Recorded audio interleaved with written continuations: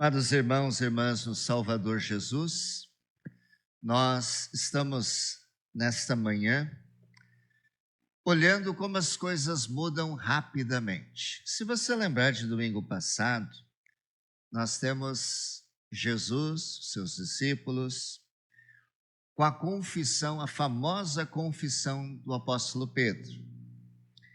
Tu és o Cristo, Filho do Deus vivo. E Jesus fala, olha, Pedro, você falou isso movido pelo Espírito Santo. Esta é a verdade. E sobre esta verdade será edificada a igreja cristã, da qual você faz parte hoje. Toda esta verdade é a base de todo o cristianismo. Isso é maravilhoso. Mas se você pula, então, 5 versículos, porque a história realmente foi praticamente assim, rápida mesmo, Pedro está agora ensinando Jesus a operar o plano da salvação. Não. Você está dizendo uma coisa aí que não é bem assim, né? Semana passada vimos Pedro sendo instrumento de Deus, enquanto ele fazia aquela confissão com ousadia, com fidelidade. E agora a gente percebe Pedro permitindo Satanás usá-lo, trabalhar através dele.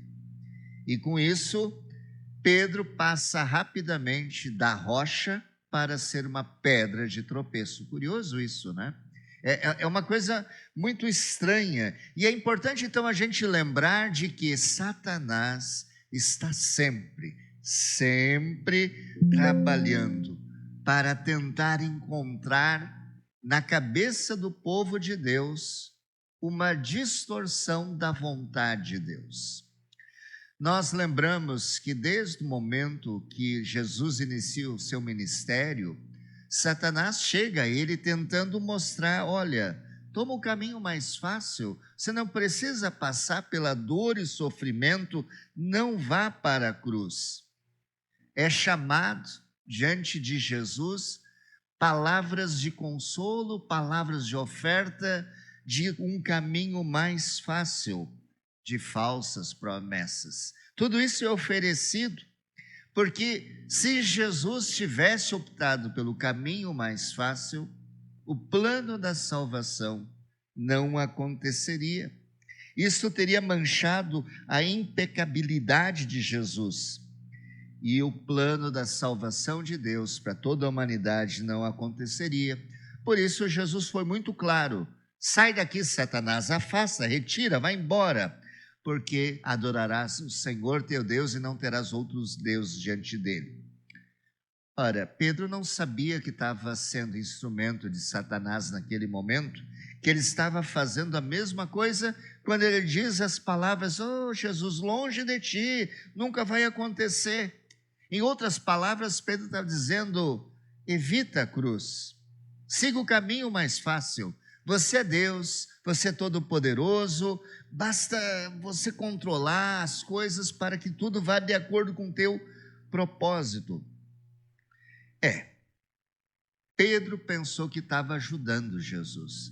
Pedro achou que oferecer para Jesus o caminho mais fácil seria algo bom, mas na realidade ele estava atrapalhando.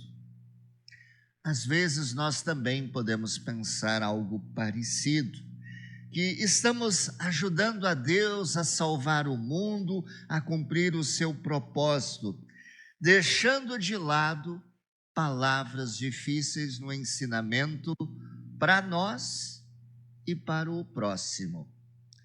Falando só de coisas agradáveis, de coisas compreensíveis, ou seja, a Bíblia não tem só palavras bonitas de ânimo, de exaltação, de levantar a tua moral. Não, a Bíblia tem a parte muito complicada para as pessoas que não entendem, de que haverá sim dor e sofrimento, que haverão dificuldades, que existirão problemas. Sim, meus irmãos, quando a gente não presta atenção, quando a gente não reflete sobre as coisas difíceis que a Bíblia ensina e mostra para nós, nós estamos optando pelo caminho mais fácil e é o caminho de Satanás. Sim, meu irmão, minha irmã, nós precisamos estar atentos a muita coisa. E Jesus repreende Pedro da mesma forma que repreendeu o diabo. Sai daqui. E por isso, nós precisamos estar atentos se Deus não está dando para nós uma oportunidade nessa manhã de nós alterarmos o nosso pensamento. Porque Satanás vem a nós com as mesmas ladainhas que chegou para Pedro. Ele está querendo nos dar promessas de um caminho fácil, suave. E Jesus diz, pessoal, se concentre no plano de Deus, nas coisas de Deus e não nas dos homens. Quando Satanás quer que a gente pare e comece a procurar o caminho mais fácil na nossa vida, ele está abrindo brechas para que nós façamos escolhas erradas. E você sabe que toda escolha, não importa qual seja, tem consequências. E se há uma escolha errada, há consequências negativas, perigosas e difíceis. Quanta dor e quanto sofrimento você já não passou por ter feito a escolha, a decisão errada. Você não precisava ter passado por isso, mas houve uma escolha e houve a consequência. E, portanto, nós somos muitas vezes chamados a olhar para a vida cristã de uma forma diferente. Porque nas tentações em que o diabo está toda hora querendo que a gente escolha o caminho mais fácil, ele faz com que a gente se desvie dos propósitos de Deus, por exemplo, dos mandamentos. Muitas vezes o diabo quer que a gente evite, ignore e negue a necessidade que o próximo está tendo, a fim de que a gente busque para nós conforto, que nós busquemos as coisas egoisticamente só para nós e que a gente tenha uma atitude muitas vezes de julgamento, condenação, raiva, rancor, em vez de reconciliação. E com isso nós estamos perdendo a visão do quinto mandamento, que nos ensina que devemos temer e amar a Deus e, portanto, não causar dano ao nosso próximo, mas em vez disso ajudá-lo. Mas hoje em dia as pessoas estão voltadas só para quererem receber ajuda. Todos são pobres, coitados. Todos são carentes. Sim, claro que temos essa carência. Mas Deus está dizendo, ame o outro. Porque quando você ama o outro de verdade, você está sendo suprido também nas suas carências.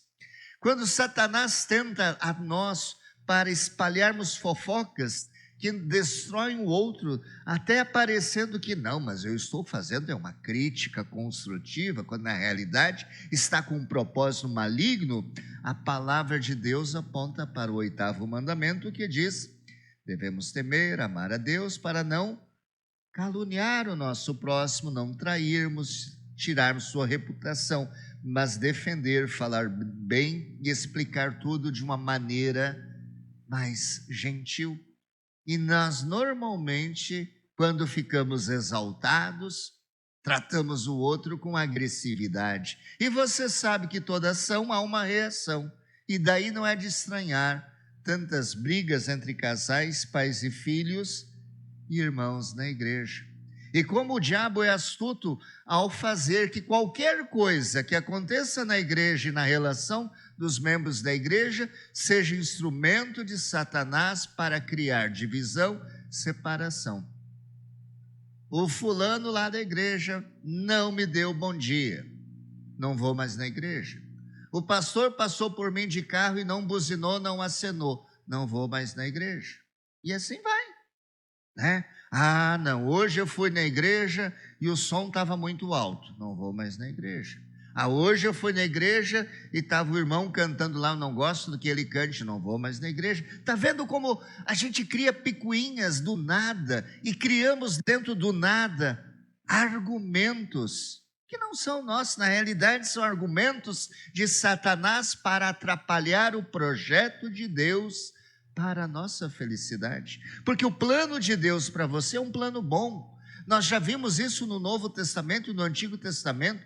No Antigo em especial, Deus diz claro: você acha que o meu propósito para você é ruim? Não, eu tenho um bom propósito para você, de felicidade, de alegria.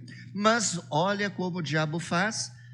Então o propósito de Deus é bom? Que maravilha, vai vir a minha Ferrari. Vou comprar um apartamento de 5 milhões, vou comprar TV de 200 polegadas. Achamos que o propósito bom é conforto. Achamos que o propósito bom é bens materiais. E não é bem assim as coisas. Na época de momento em que há este evangelho, na leitura do evangelho aqui tinha uma mentalidade na percepção dos ouvintes de Jesus. Qual era a percepção errônea? De que viria sim o Messias, e que esse ia vir com uma espada, e ele ia destruir todos os inimigos, e ele ia acabar com toda a dor e o sofrimento do povo de Israel. Portanto, em nenhum momento havia uma percepção, a ideia de que haveria um Messias que iria sofrer, morrer. Não, isso não combinava na mente dos ouvintes naquele período. Era algo para eles impossível. E, portanto, eles esperavam que ser um seguidor do Messias significava o quê? Ganhar, que nem muitas se faz na política, né? Ganhar um cargo.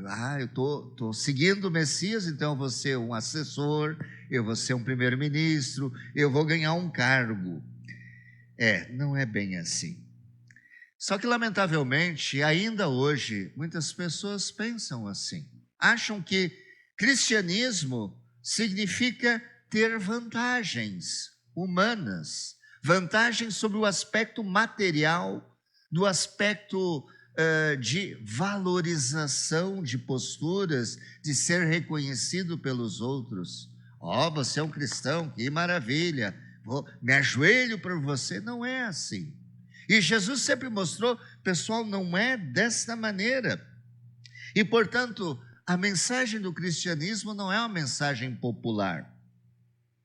Todos nós gostaríamos de ouvir: atenção, Nelson, você vai ter uma mansão, você vai ter uma garagem com 10 Ferrari, você vai ter tudo o que você quer. Seria bom, né? Mas não é assim aqui. O que Jesus diz: ele veio a este mundo para sofrer e morrer por nós. Infelizmente, Pedro não entendeu naquele momento e muitas pessoas não entendem hoje. Por isso, Jesus diz aos seus discípulos: se alguém quer vir a mim, pegue a sua cruz e negue-se a si mesmo, né?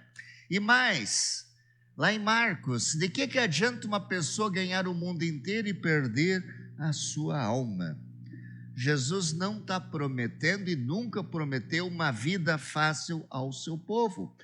Mas pastor, quer dizer que eu não vou ser abençoado, eu não ganho bênçãos? Claro que sim. Repito o que eu já disse várias vezes, paremos de comparações.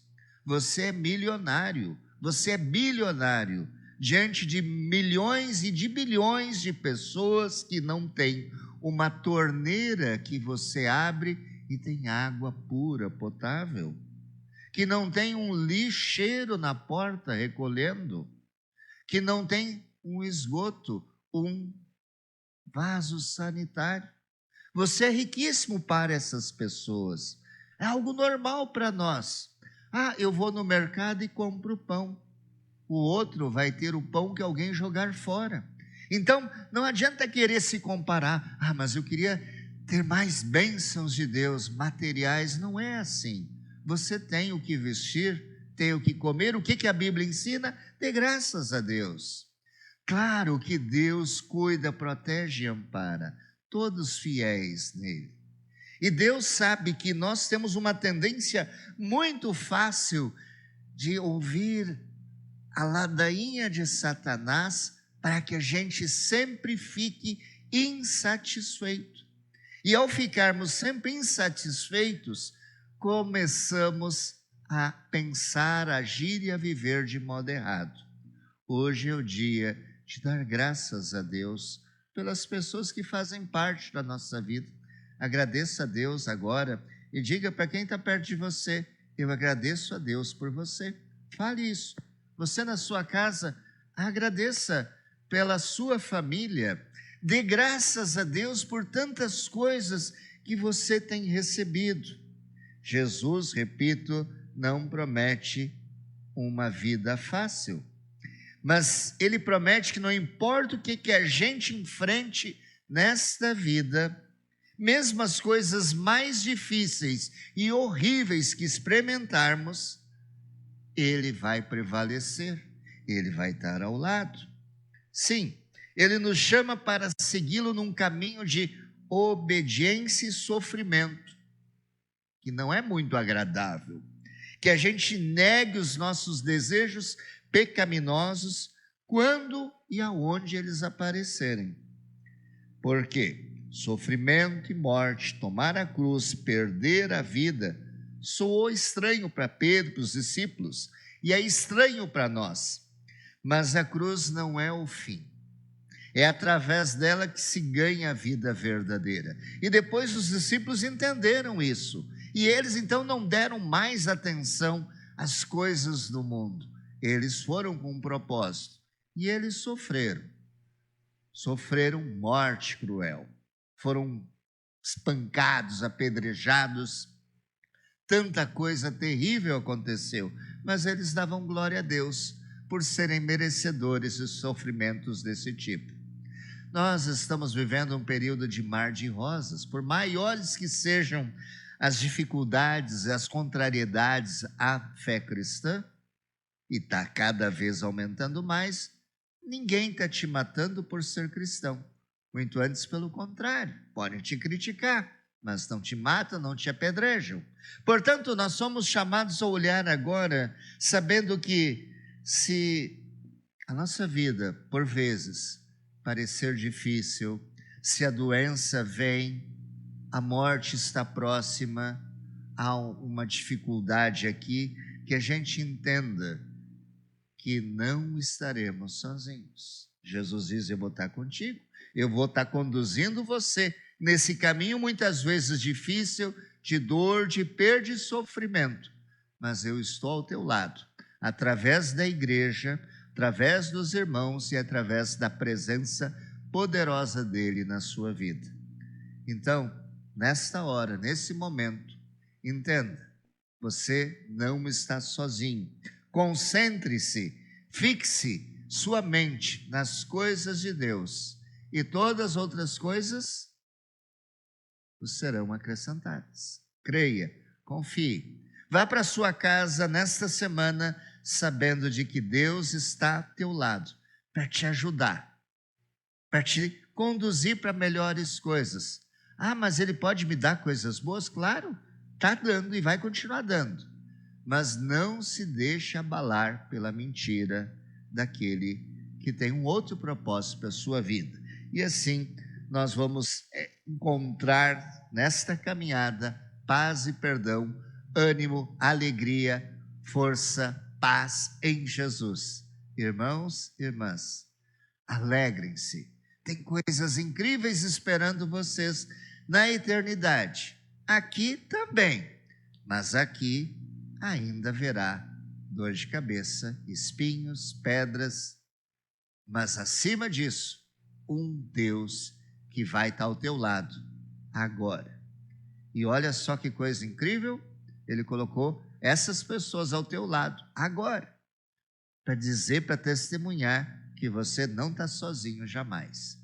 Acredite nisso, confie nisso, siga numa caminhada abençoada. Amém.